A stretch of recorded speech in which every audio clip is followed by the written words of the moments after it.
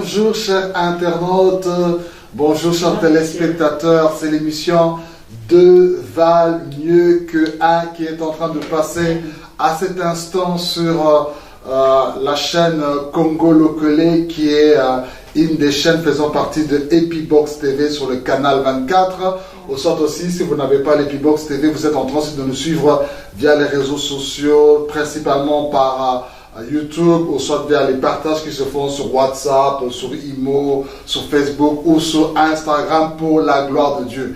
Et aujourd'hui, je suis encore avec ma ravissante épouse, Bobette Blessing. Alléluia. Alors, chérie, nous voulons passer encore un temps béni avec tous nos bien-aimés qui nous suivent aujourd'hui pour votre émission de Valmuka. Nous bénissons Dieu pour tous les témoignages que nous recevons par les textes que vous nous envoyez, les coups de fil que vous nous faites, et nous donnons gloire à Dieu pour tout ce qu'il fait. Et aujourd'hui encore, le Seigneur va faire quelque chose d'extraordinaire pour vous. Alors aujourd'hui, Dieu nous a mis à cœur de parler, moi et ma femme, sur un sujet très important qui s'intitule les devoirs de l'homme et de la femme dans le mariage. Les devoirs de l'homme et de la femme dans le mariage. Souvent, lorsque les gens entrent dans le mariage, on dit toujours que le mariage est une bénédiction, les gens c'est bien, et tout le monde lorsqu'ils vont dans le mariage, chérie, ils vont dans le but de pouvoir bénéficier de tout ce qu'il y a de bien dans le mariage. Donc ça veut dire que les gens pensent d'abord à quels sont leurs droits. Leurs droits d'avoir la joie, d'avoir la paix, tout ceci.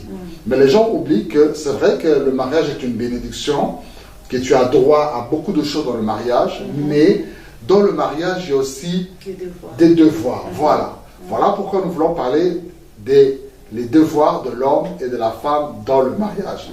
C'est aussi comme aujourd'hui, vous êtes dans une société, vous êtes peut-être un citoyen français ou un citoyen belge, citoyen congolais, gabonais ou rwandais ou togolais ou italien ou brésilien, peu importe votre nation, dans la nation où vous vous trouvez, vous avez certains droits.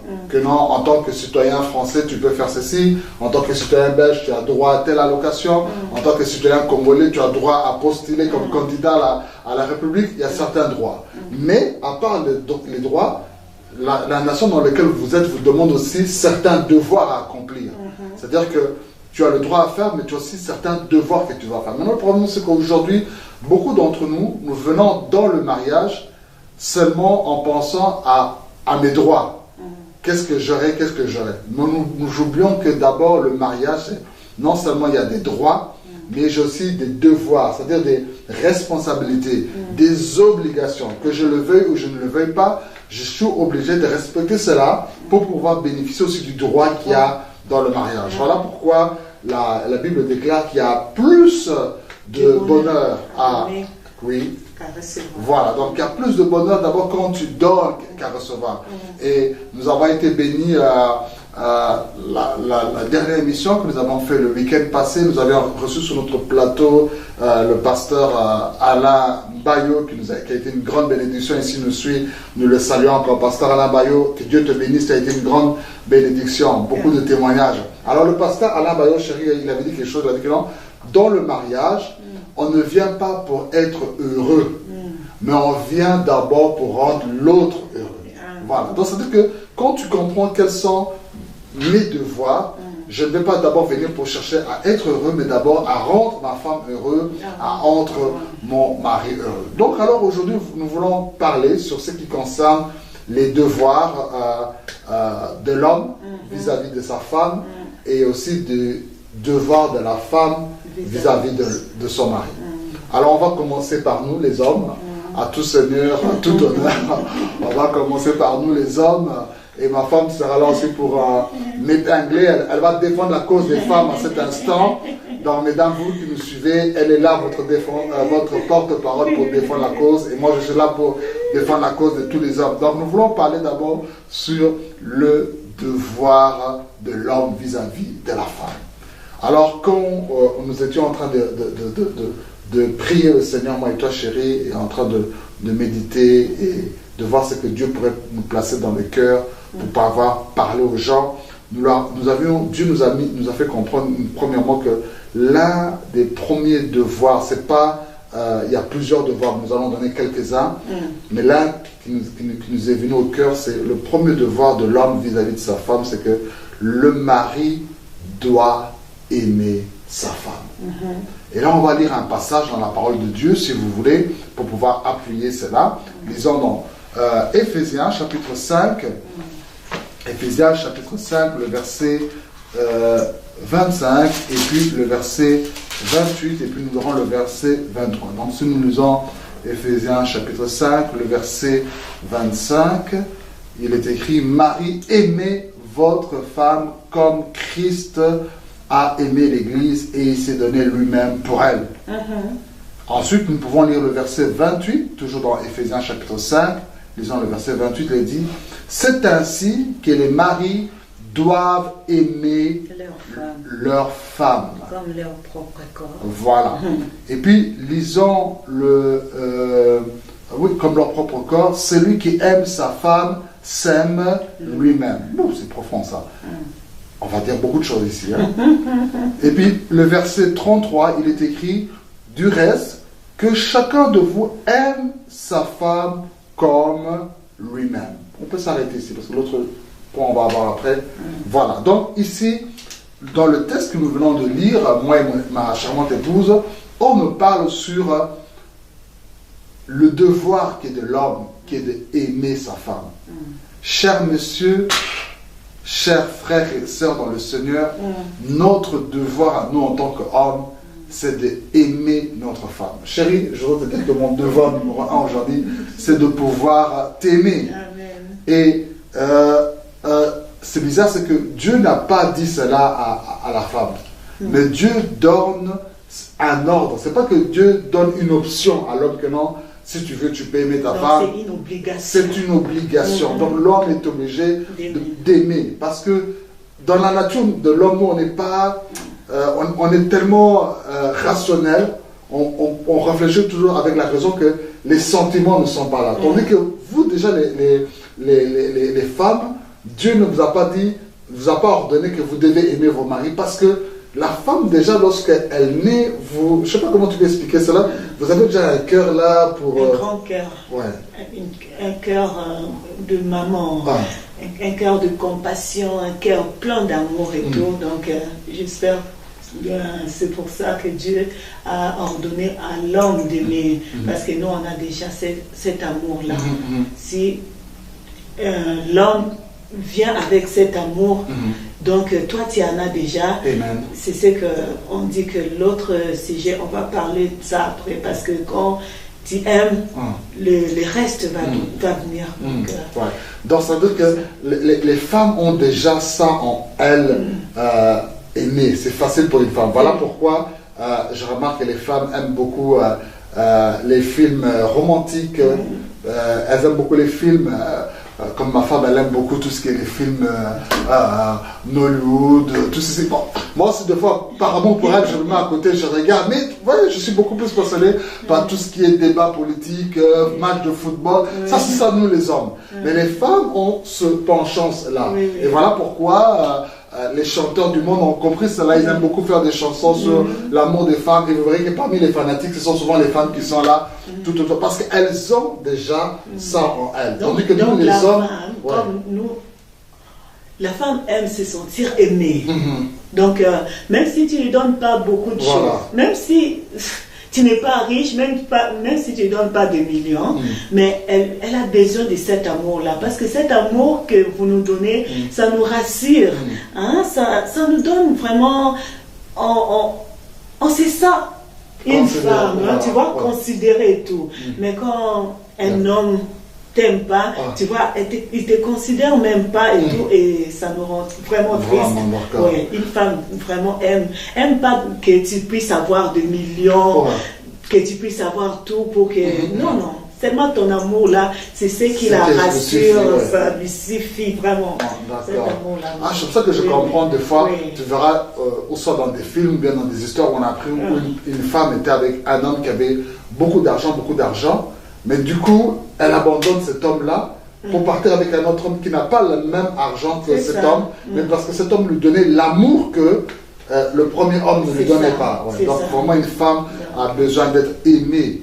Chers messieurs, aimez vos femmes. Et la Bible déclare que Christ s'est donné pour l'Église. Quand tu aimes, tu te donnes pour la personne. Et donc, chers messieurs, vous qui me suivez, quand vous aimez votre épouse, donnez-vous. Donnez votre temps, donnez votre attention. Votre femme est comme une fleur qui mérite d'être arrosée chaque jour par des paroles, par des tendresses. Donc l'amour ne se limite pas en paroles, mais aussi en actes et en vérité. Donc être aimé, c'est ce qui est très très important. Alors il y a aussi un autre point que nous voulons voir, que nous voulons donner parmi les devoirs de l'homme vis-à-vis de son épouse, c'est que le mari doit nourrir et prendre soin de sa femme. Le mari doit nourrir et prendre soin de sa femme.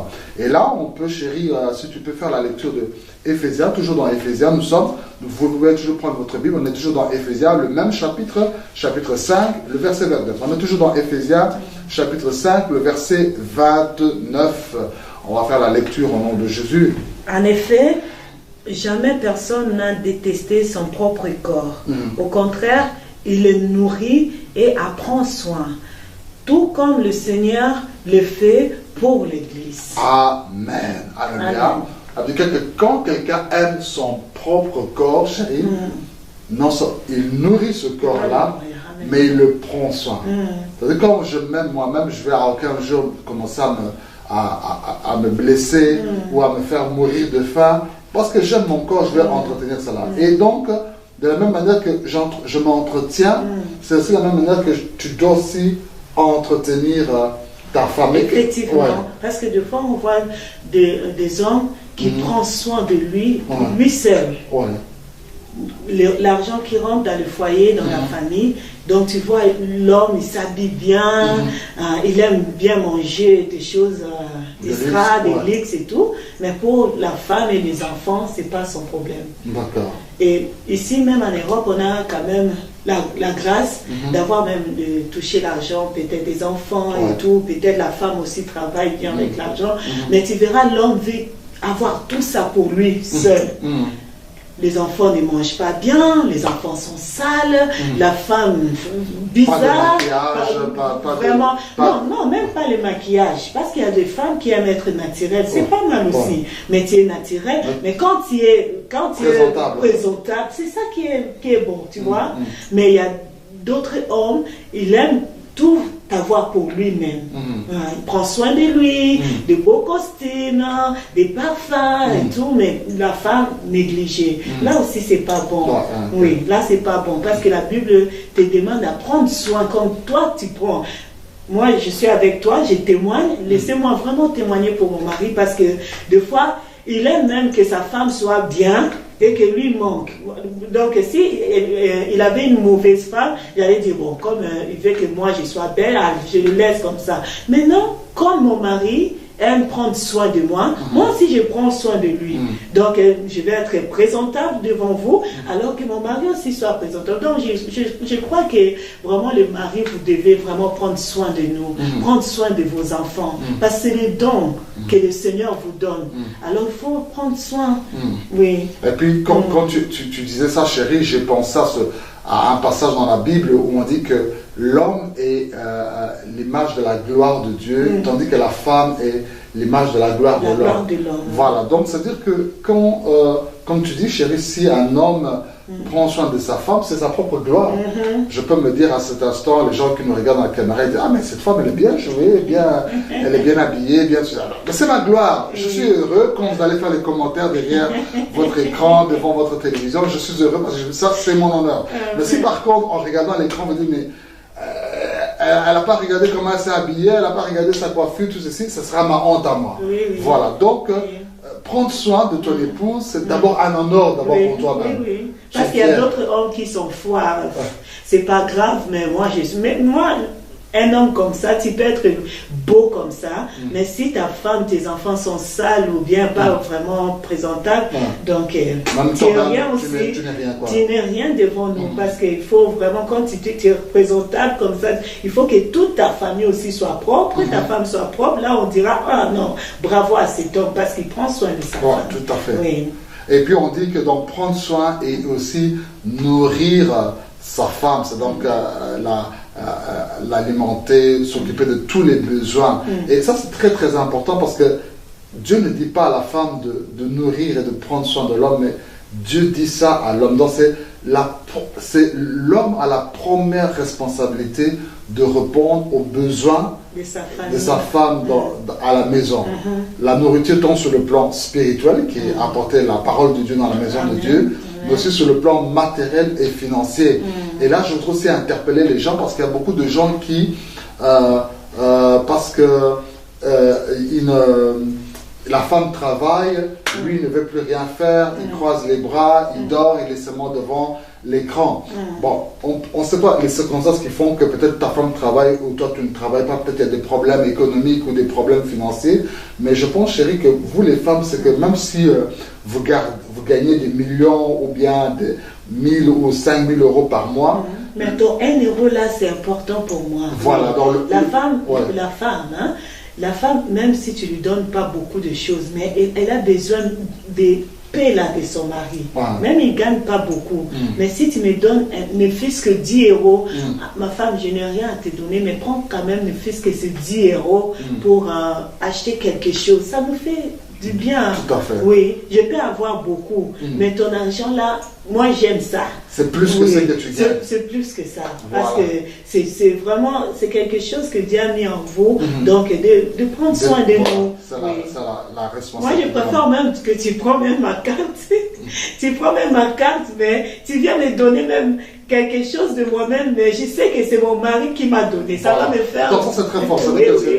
La carte est à ton nom. Oui, oui. L'argent qui entre dans la carte, c'est à ton nom. Oui. Mais toi-même, tu prends quand même la carte de ta femme, tu vas dans le magasin, non pas pour acheter un truc pour toi-même, mais un truc pour ta femme. Ça va me faire. Et ça te fait un plaisir. Oui, parce que ça vient de mon mari, super. Ça va me faire. Même quand je vais, peut-être, c'est après que je vais dire, tu avais pris mon argent. Ouais. Mais sous le coup, tu es content. Voilà. Wow. C'est ça. Ah, ça, c'est un secret que je veux dire. Gloire à Dieu. Gloire à Dieu. Donc, vraiment, comme ma chérie vient de le dire, chers frères, je parle à votre nom, soyons des hommes qui prenons soin de nos épouses, nourrissons. C'est notre première responsabilité. Alors, une autre chose que Dieu nous a mis encore, chérie, c'est que le mari doit vivre dans la joie avec sa femme. Et là, on va lire un texte dans Ecclésiaste, le chapitre 9, le verset 9. Ecclésiaste, chapitre 9, le verset 9. Nous voulons parler sur le mari doit vivre dans la joie avec sa femme. Ecclésiaste, chapitre 9, le verset 9. La parole du Seigneur nous dit ceci. On va faire la lecture au nom de Jésus-Christ. Voilà. Donc, voilà, nous sommes où? Voilà, la parole de Dieu nous dit, jouis de la vie avec la femme que tu aimes. Jouis de la vie. Chez nous, en lingala, on dit sepela. En anglais, ils disent enjoy. Mais ce enjoy, ce joie, ce sepela, ne le fais pas toi-même. Avec ta femme que tu aimes pendant toute la durée de ta vie. Pas pendant une partie de ta vie, toute la durée de ta vie, sans consistance que Dieu t'a donné sous le sol. Donc, sans consistance, ça veut dire que la petite durée de vie que Dieu t'a donnée, tu dois jouir de cela. Waouh! Le mari doit vivre dans la joie avec sa femme. Et ici, la Bible déclare que tu dois jouir. Tu dois, en lingala, sepela. Tu dois, en anglais, enjoy. Durant la petite durée de ta vie avec ta femme. Ça, qu'est-ce qu'on peut dire ici? Parce que la vie est courte. Hein? La vie est courte. On ne sait pas la durée où Dieu te donne pour vivre ici-bas sur cette terre. Alors, le temps que vous avez avec ta femme, si vous ne jouissez pas de ça, et quand est-ce que vous allez vivre? Quand est-ce que vous allez jouir? Il faut jouir maintenant. Tout à fait. Oui, comme on a la force maintenant, comme on a les enfants sont encore là et tout, nous pouvons jouir de notre couple. C'est vraiment important. Ouais. Moi, je pense surtout au témoignage de ma propre mère. Peut-être qu'elle me suit à cet instant. Souvent, quand on est avec elle, on parle avec elle, avec mon épouse, que ce soit physiquement ou soit par téléphone. Mon papa est déjà parti depuis quelques années, paix à son âme, il est surtout parti se reposer auprès du Seigneur, il a donné sa vie à Jésus. Mais ce que j'aime, c'est que quand tu vois ma mère parler de papa, chérie, tu sens qu'elle ne regrette pas. C'est pas du genre que non, mon mari est parti, oh, j'ai pas eu le temps de profiter avec lui. Mais tu vois, elle a profité avec son mari. Toutes les histoires, on est parti en vacances dans tel pays, on a voyagé ensemble, on était parti le week-end ceci, on a fait ceci. Tu vois que c'est une femme vraiment qui... une histoire. Une histoire. Papa est parti, durant le peu de temps que Dieu lui a donné, il a vécu la joie avec sa femme. Parce qu'il y a d'autres femmes, quand le mari part comme ça, elle dit, ah, gloire à Dieu, maintenant j'ai répondu. Délivrance. C'est une délivrance pour moi. Maintenant, je vais jouir avec mes enfants. Maintenant, je vais vivre. Je vais vivre. Donc, la femme n'a pas d'histoire à raconter à ses enfants parce que son mariage, il n'y avait pas la joie. Donc, c'est ça. Vraiment, c'est très important dans vraiment de votre joie, faites-le ensemble. Chers frères, ta joie, c'est pas seulement avec tes amis quand tu te retrouves le week-end dans un café à Bruxelles ou à Paris ou je sais pas, à Bandal, à Kinshasa ou à Libreville ou à Kigali. Mais ta joie, tu peux toujours le faire à Kigali ou à Libreville ou à Bandal ou à Paris, à Bruxelles, mais avec ta femme. Profitez du temps ensemble pour vous promener. Des fois, dire que non, ce week-end, nous n'allons pas dormir chez nous, nous allons par exemple dormir dans un hôtel. Je me rappelle que tu te rappelles encore lorsque on habitait dans un de nos appartements assez petit, une petite chambre, et puis un jour on devait partir dans une fête de mariage d'un ami qui s'était marié, et comme on n'avait pas de véhicule à cette époque-là, on s'est dit bon, la distance là-bas ça va faire loin. Je dis cher, cette nuit on va passer la nuit seulement dans un hôtel. On est parti, on a pris vraiment un très bon hôtel dans une ville. C'était tellement gai, c'était grand et on avait bien déjeuné. Non, Dieu, on voudrait avoir une chambre comme cet hôtel-là. Et Dieu honorait nos prières. Quelques temps après, on s'est retrouvé avec une très très grande maison et la chambre immense comme dans cet hôtel-là. Donc vous voyez que non seulement quand vous prenez du temps de vivre cette joie ensemble, ça vous fait du bien vous-même, mais ça change aussi votre horizon. Il y a certains projets de la vie, projets de votre foyer qui peuvent venir quand vous prenez le temps d'être tout le temps ensemble, être dans la joie. Bon, ça c'est vraiment très important. Alors, avant qu'on puisse aussi vous attaquer, vous les femmes, le dernier point que je voudrais donner sur les hommes, c'est le mari doit assumer le rôle du chef de la femme. Et là, on peut lire Ecclésiaste, chapitre 5, le verset 23. Éphésiens, chapitre 5, excusez-moi. Comme on venait de lire Ecclésiaste, mon esprit était encore dans Ecclésiaste, mais c'est Éphésiens, chapitre 5, le verset 23. Qu'est-ce que la parole de Dieu dit? Car le mari est le chef de la femme, comme Christ est le chef de l'Église, qui est son corps et dont il est le sauveur. Amen. Le dernier devoir que je voudrais donner ici pour l'homme, c'est que vous devez assumer votre rôle de chef de votre femme, de votre foyer. Malheureusement, il y a beaucoup d'hommes démissionnaires. Beaucoup d'hommes ont démissionné de leur place en tant que chef de famille.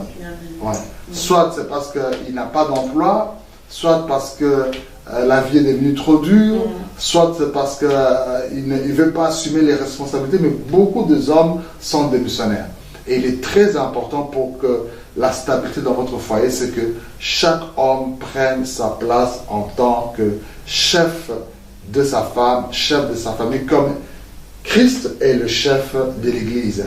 Alors, attention, là j'interpelle aussi tous les machos. Et les machos, vous me suivez à cet instant, parce qu'il y a beaucoup de machos qui disent, ah, tu vois, c'est pas moi qui a dit ça là, c'est le pasteur lui-même qui est en train de prêcher que je suis le chef. Mais chérie, qu'est-ce que Christ nous avait dit par rapport au modèle du chef? quand il était venu. Pour un chef, le modèle des chefs est que quand tu es chef, tu dois avoir un comportement.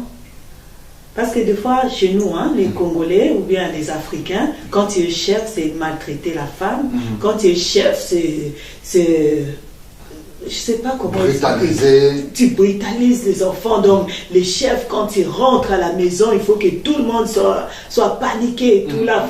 Il y a même des enfants qui fuient dans leur chambre parce que papa est là. Non, c'est pas ça, là, être chef. Mais être chef, c'est beaucoup plus être, je pense, être au service. Au service des autres. Parce que Christ lui-même a dit que, non, que si quelqu'un veut être le plus grand parmi vous, ou bien le chef, il doit d'abord se comporter comme le plus petit, comme celui qui sert. C'est ça. Et Jésus lui-même était le roi de rois, il est venu sur terre, il ne s'est pas comporté comme le chef, mais il s'est comporté comme le